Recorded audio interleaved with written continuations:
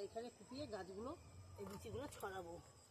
বাড়িতে লাগিয়ে খাওয়াটাই খুবই ভালো।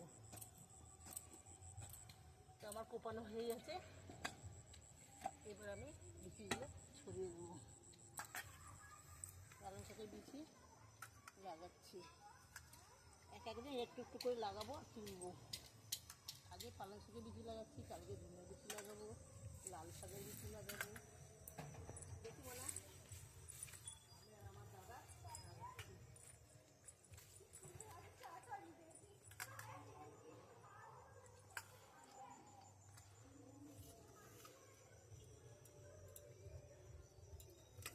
দেখি শোনা শোনা শোনা